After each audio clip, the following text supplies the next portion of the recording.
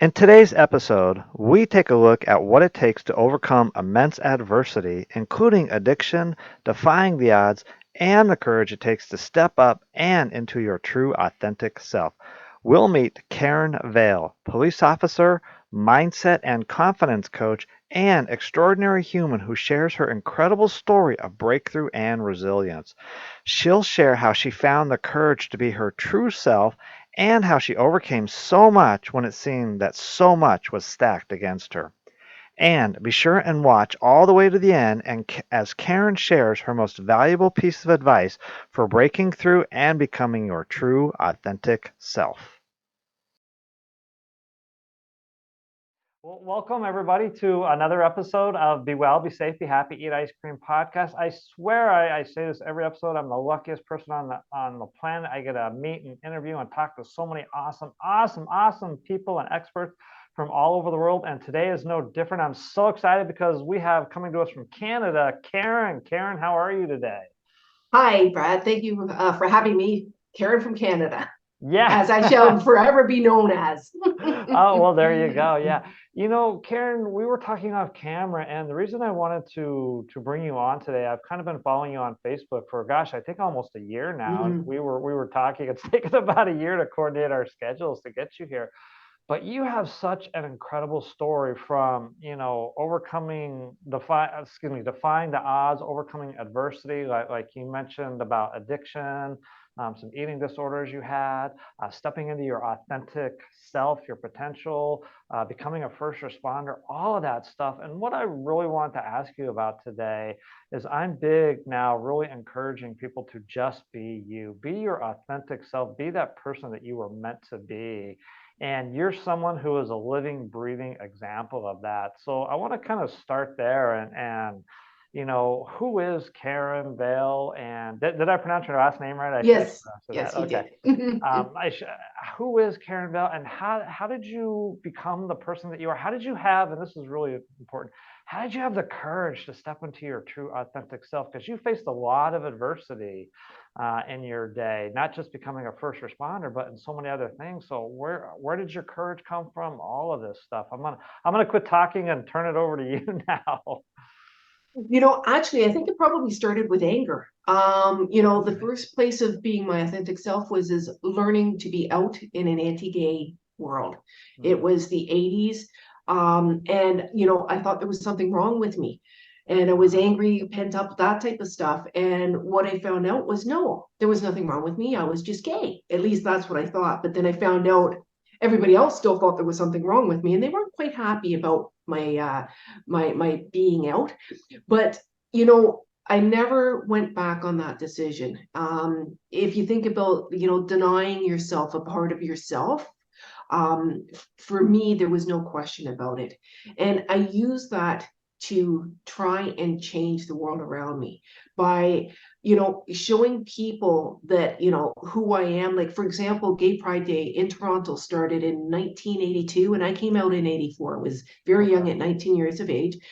So it was a thing of back then. It was political. It was to show people that there were more than just one of us, you know. Right. And we used to have coming out parties and things like that. But there was something very freeing about being me and not hiding. A lot of people weren't able to do that and didn't. Jobs they'd lose, apartments. There was actually no Right. protection back then. If you think back in the day, there was no protection against homophobia. They could deny you jobs, fire you, this type of stuff. So that's the first probably step that I took towards being me, and who I was. And my family was kind of flip flop about it. My mother had a really hard time about it. My Okay. father was very supportive, and he kind of went to the gay store where all those censored books were to read and find out about what it was like being gay. But I felt very ostracized and ended up pretty much street involved at that time. Oh, Living wow. in yeah, living out of a van, not feeling like I belonged anywhere or that I had a home. It was a very unfortunate time, the coming out process for me, but it was my first lesson in like trying to get in touch of who I am and be true to myself. How are you? Let me ask you this, because obviously, especially in the early '80s, and it sounds like the culture for coming out was similar in Canada and the United States in terms Yeah. of being ostracized and things like that. How did you find the courage to do this, to overcome all of that? Where did the strength come from that somebody somewhere, whether they're still in the closet or even in a different aspect of life, like their heart is telling them to do this, but society is telling them to do something completely different, and they're listening to society and saying, I don't have the strength, I don't have the courage to do what I'm meant to do, to be who I'm meant to be. How did you do that? That's just so incredible. It really, I think.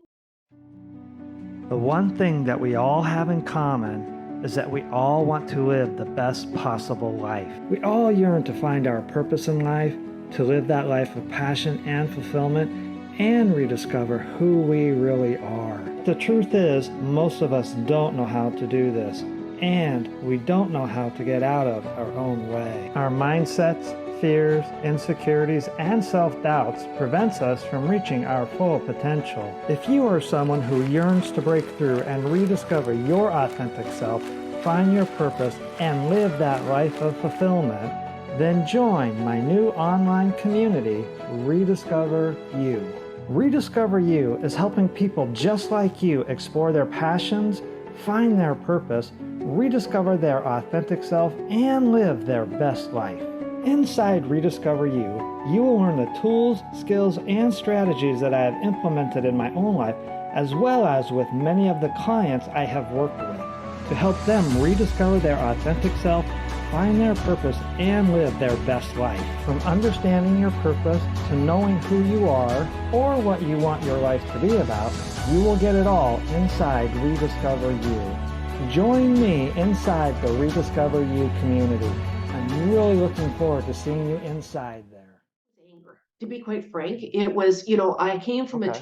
a childhood trauma. There was a lot of anger. It evolved into drugs, alcohol, self injurious behavior, eating disorders. Oh, So there wow. was all this mixed up stuff. And so it was activism. It's what I understood. I embraced feminism in that idea and had a lot of women that were showing me that it was okay to be a feminist, for example. And part of that was embracing ourselves, but it was a very angry type of thing. I was kind of like, I'm gay, you don't like it, get lost, like, Okay. get used to it. Here we are. So in that way, was it courageous? Yes, especially when the AIDS epidemic came and people were terrified of what Right, could right. happen, and we didn't know whether you could catch it, The by AIDS breathing. epidemic, right, yeah. Yeah. So, but at the same time, I think it was the anger which propelled a lot of that. And as I healed, it became more natural, just to accept and be okay. And, society started to change. And well, society didn't just start to change, but some of the actions and activities that I have been involved in, I started to witness changes in society. And you mentioned healed, like what can you expand on that a little bit? Like you learn to accept yourself and embrace yourself. Is that kind of what you mean, or? Yeah, so I ended up with in an agency that was gay positive during the time when nobody was. So which meant that you could be at work and be out. It was a group home with helping young women deal with a lot of sexual abuse from their past and the behaviors that they were currently exploring. And so they gave us rights to our partners, what it benefits and things like that before any of that was allowed. And that was a very nurturing place for me. It was the first place that said I was okay to be gay and to be out. And Uh-huh. that's where I started to heal. And I was able to be with young people and teach them that, we're not the stereotypes of pedophiles or this or that or the other. And they started to see me as somebody that they would respect and feel safe with. So that all became a very healing process for me. Okay. And along the way, you mentioned about drug addiction and things like that. Is that as you began this healing process, is that how you were able to break through and break free of some of these addictions and other things? Absolutely. I think it was 2021, 22 when I recognized that it was destroying my life. And that for me, there's, the jail, the sanitariums, or death is what they say happens when you continue down that road. And I didn't think it was going to reach the age of 20. And it was a very Wow. fast lane. And when I passed the age of 20, there was this little voice and said to me that I was going to live until 120, and every day was going to feel like this.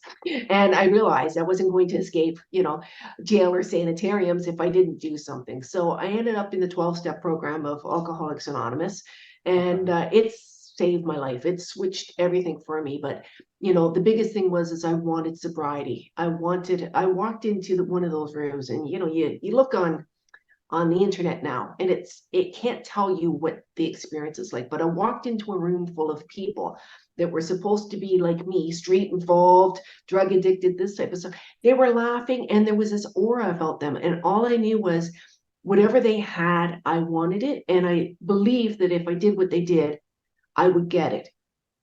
And that gave me hope. And with that hope, I worked these 12 steps, which are, it's get right with yourself, get right with God, get right with others. Oh, okay. And and that was the beginning. Like, where I am today is an evolution of, I don't want to say my age, but 30 years. There's an old saying, you can't be 10 years sober without going through 10 years of sobriety. And it's kind of like this, where I am today, and my authenticity and how I feel about myself and my confidence and my freedom didn't evolve, as you know, overnight. It takes years of work and going through. Yeah, it's taken me 14 years to find myself, to discover who I am. What would you say, I'm just curious, to someone who is struggling to step into their true authenticity, either in a coming out type situation or even like a regular situation? And I hate to use that word because it's all regular. Yes. Um, um, a situation like mine, I guess. you know, I think I think there's a difference between women and men in how we talk to Yeah. ourselves, how we're socialized, what we believe things, and things like that. And for women, I think that we have of that inner voice inside of us is very harsh and very critical. And I think that the first thing we have to do is get in touch with that, because we can't become who we want to be when we have, like, when you're looking in the mirror and you say, I love myself, and there's a little voice that says, no, you don't, you're fake. Yeah, You yeah, know, yeah, yeah. there's Men an have that incon same too, because I well, have that yes, same yes. thing. Yeah, yeah. Yeah, and there's an incongruity there, and you have to fix those incongruities, and that's what I found is I mean, I have literally worked with thousands of women. I will thousands between, AA sponsorship, the group homes and women that I dealt with for years and years, the Uh-huh. ones that I was leadership over, the ones in coaching today, thousands of women. And I would say that the single thing that halts us, or holds us back, is that little critical voice inside of us. And many women don't even know it exists, or don't hear it, or hear it all the time. And we have to change those messages that, we take right in, and it goes into our subconscious, then we make that the truth. Is that kind of like the inner critic, kind of what Yeah, you're talking about yeah, a little bit? And so yeah. you obviously had an inner critic voice then, and you mentioned, okay, taming it. Um, how do we tame that voice then? Yeah, that's the $1 million question, I guess, right? That's why we hire people like you, I guess. Yes. I would love to say that mine went away, but it didn't. It becomes quieter, it becomes softer, it becomes gentler. But I'll tell you something, you lock me away for a week with nothing to do in a room sitting there, oh, it's going to come out pretty loud, Oh, you know? wow. Wow. So it's kind of a daily thing that you kind of have to do. It becomes easier as you go along, but it's changing your messages. Like, I will be soft and gentle with myself. I used to say, oh, you're an idiot. And now it's kind of, well, that was really silly, Karen. Like as if I was Wow. talking to a child. Toning it Um, down a little bit. Yes, it's just Yeah. making, but those changes are huge for somebody. So how can I be who I want to be and where I want to go when my thoughts, and remember, our thoughts kind of lead to our feelings, but our thoughts, that's how we Mhm. manifest our world, right? That's what Mhm. you see in the world, that's who we become. And if I'm sitting there and I'm trying to guide myself somewhere, but there's this inner self that says, you're no good, you won't be able to do this, and it's constantly Mhm. chattering. Remember, we have 70,000 thoughts a day. And, if it's chattering all this negative stuff, it's no wonder, we're not living our authentic life, our authentic selves, because a lot of us are just afraid of being found out that we're a fraud, because that's what we think about ourselves anywhere we go or where we're interacting. At least that's the way it was for me. Yeah, I'm sitting here. Even for a man, I had a lot of those exact same things. And for me, I had to go subconsciously, my mind, I'm not good enough, I'm not worthy enough, and all of that. And I had to break through some of that stuff. Is this kind of what I know we were talking off camera a little bit too? You're a confidence coach also. Is this kind of what some of the things that led you to be a confidence coach, and what does that, I guess, entail?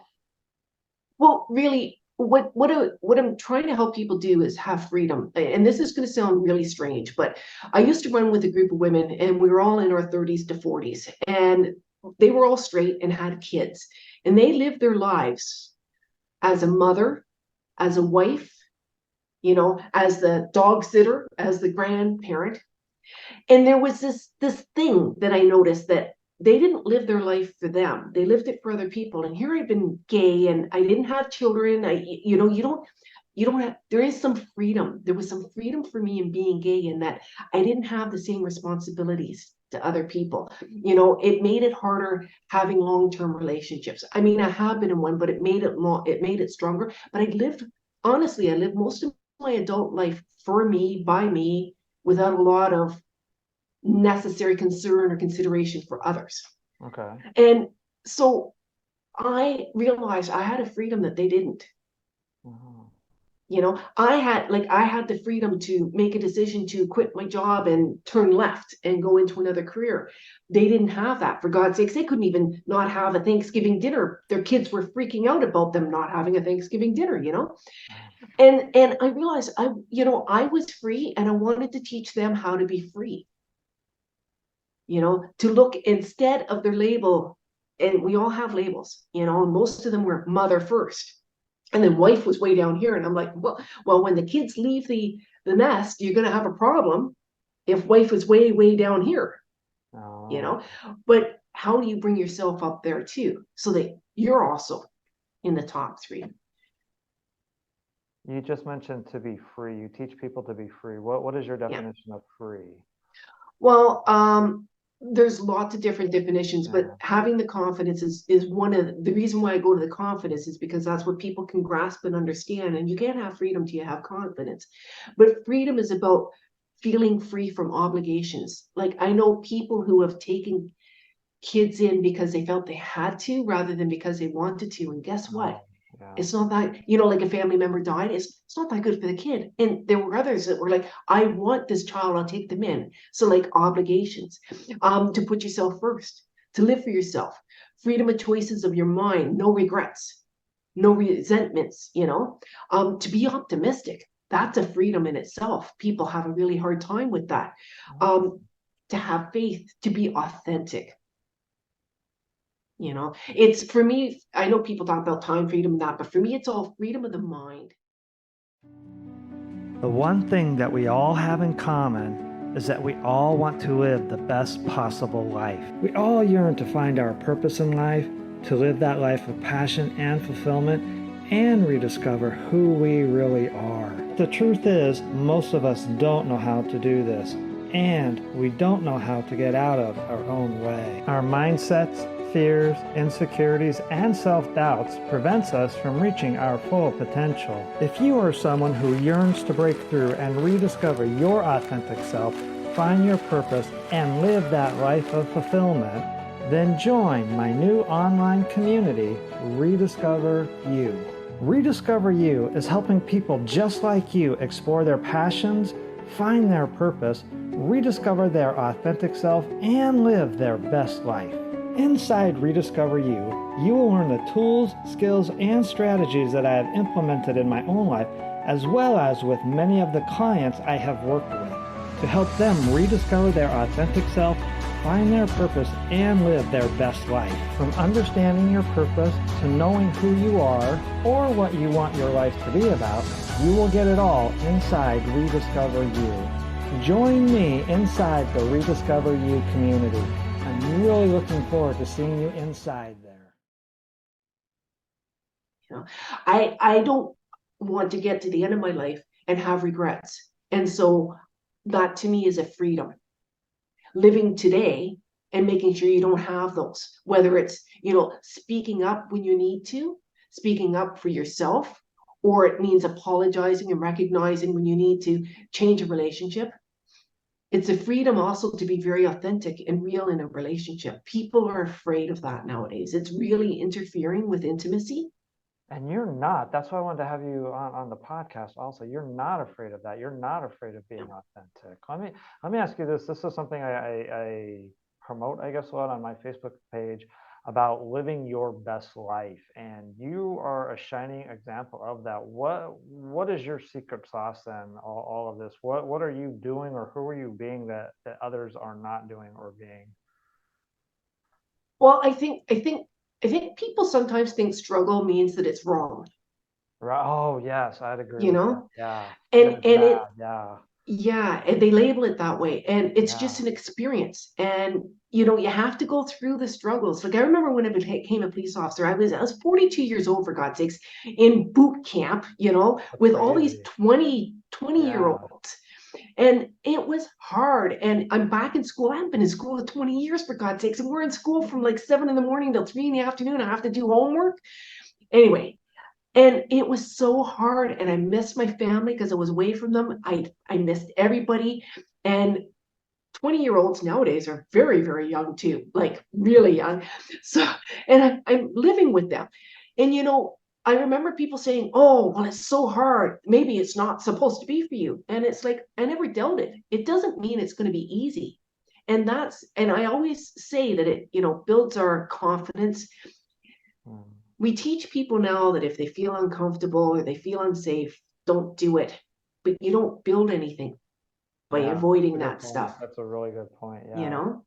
Yeah, that's a good way of looking at struggle. Is that struggle is not, and kind of what I said on my Facebook post this morning is how you think about something. If you're thinking Yeah, about whatever it is as a struggle, then your body and your nervous system is going to perceive it as that. But if you think about it in a different way, like, hey, this is like what I said, shaping me, molding me.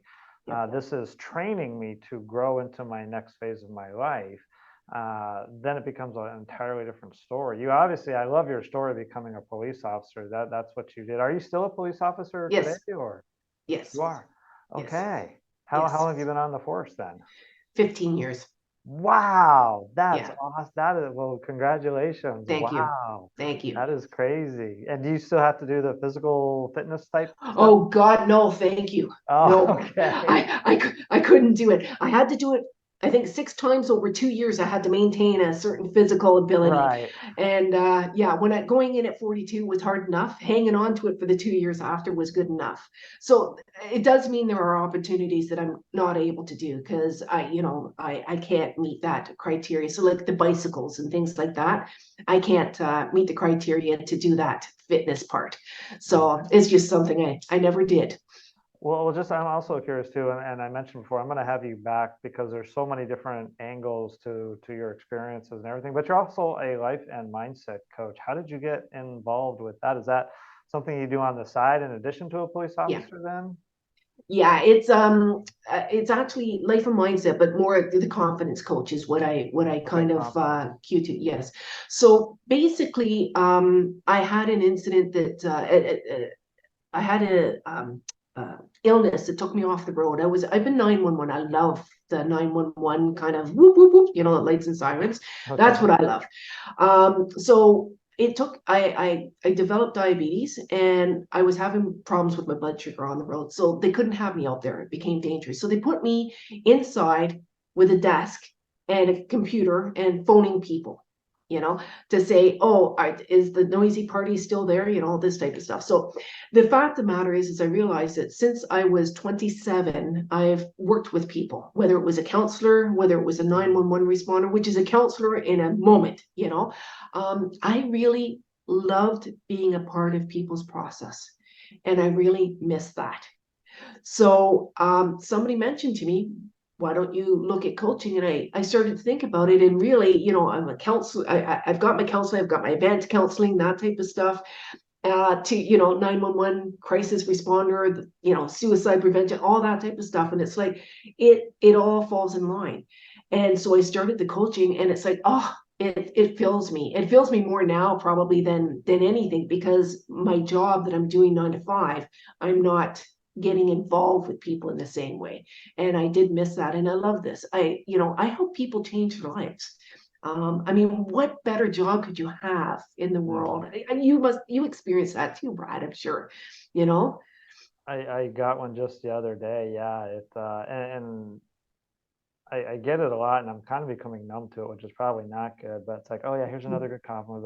Like, oh, Karen, you've had such an incredible life. Let me ask you this: what's like been one of the biggest lessons take home from your journey that you could share with our audience here? Well, all crises become the new normal. Okay. So it's kind of like when something comes at us and we feel overwhelmed and like it's going to gobble us up and we're never going to be able to make it through. There's a saying that people say, God doesn't give you more than what you can handle. But Mhm. what I've learned is that it becomes a new normal. At the time, it's a crisis and you feel like you can't handle it and everything. But 2 weeks later, you've now adjusted to it and it's more normalized and you're okay. So you Well, just have to remember you can get through and past it. I've heard that saying, and sometimes people say, "I wish God wouldn't have so much faith in me to handle so much." But what would the Karen? Let me ask you this question. I'm curious. What would the Karen of it? Because there's people listening right now who are where you were 20, plus years ago, 30 years ago, or something. What would the new motivated, empowered, confident Karen, who is a first responder, police officer, uh, in Canada there, what would you tell your younger self about anything? What advice, I guess, would you give your younger self? Believe in yourself. I Yeah. think there were times along the way that it was really hard to do, Hmm. and you asked me like what keeps you going on this, and Yeah. it's always it's a trust. Don't give up before the miracle happens. That's a tough one. I struggle with that's Yeah, yeah. Yeah, that's even one I've been doing this for, like I said, 14 years. That's one I yeah, struggle with. I want to throw in the towel, and the next day something incredible happens. yeah. Yeah. Yeah. But isn't that what faith is, though? Really, it's Yeah. like doing it without any evidence, to keep Yeah. going. So they're the kind of things that, like right now, there are times that I hang on with my nails, kind of like, where is this going? Is it going? When I'm looking at things, and it's kind of like that's when I have to remember, faith, but that belief in self, you know. Is that what I'm so many questions I have, and just want to keep this conversation going forever. But is that what motivates you now, or what motivates you to keep going, even when your nails are, like you said, barely hanging on or something?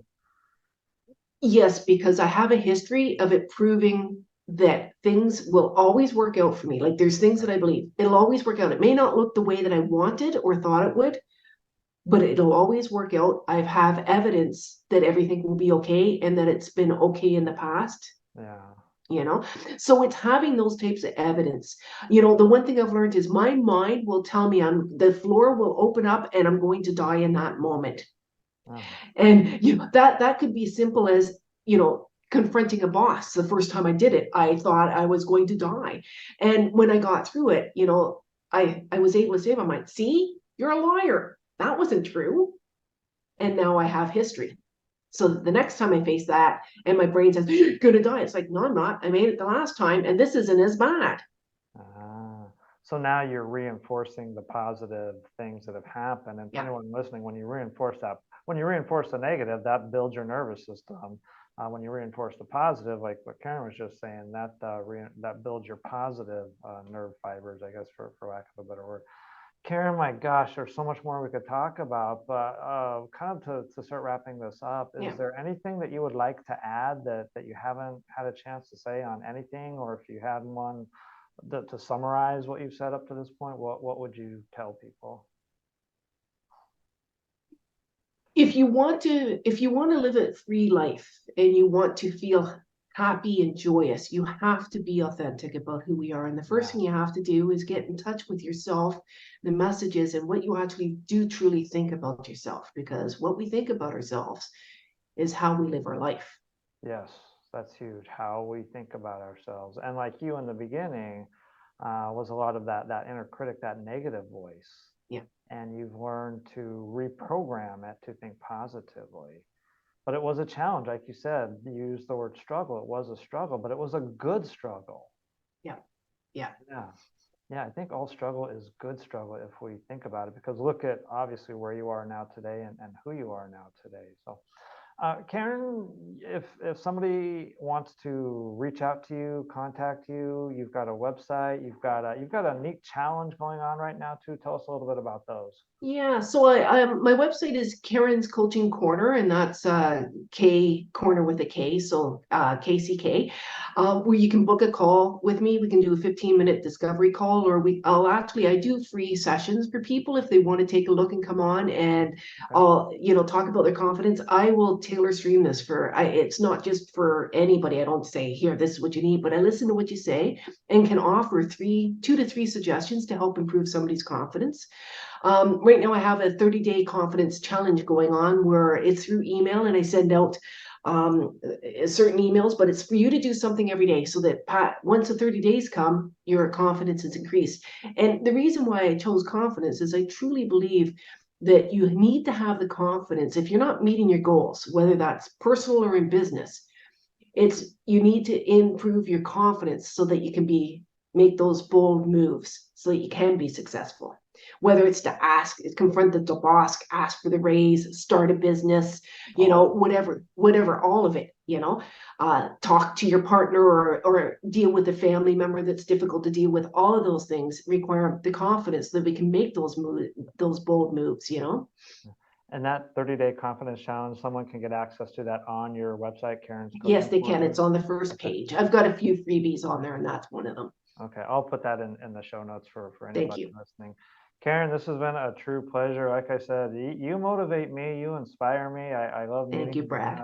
people like you. And yeah, I'm just not going to ask, I'm going to tell you, I'm going to have you back on my podcast because I would really like to spend more time getting into the mindset piece, the confidence piece, and the wellness piece and all Yes. that you do. But I really wanted to share your story with the world just because of where you were. I talk about going from who you are to that person that you're meant to be, and you have obviously done that. But again, for anybody listening, it's not like you just snap your fingers, it happens. It's not like it's easy peasy or whatever. Yeah, it's a struggle, as Karen said, it's been a struggle for me, and in a lot of different aspects. But ultimately, I came out better. Karen, you have come out better. So anyone listening, yeah, when you go through the fire, as they say, keep going. You may get burned a little bit, but it's better than staying in the fire. A lot of people tend to stay in the fire because fear holds them back, or whatever. They don't see that higher vision of themselves. Karen, thank you very much. For anybody listening, do me a solid. If you like this episode, please share it far and wide. The more people we can expose to what Karen's message is and everything she had to say here today, the better. Wherever you listen to podcasts, please hit that subscribe button. Leave me a 5-star review. I would super appreciate it.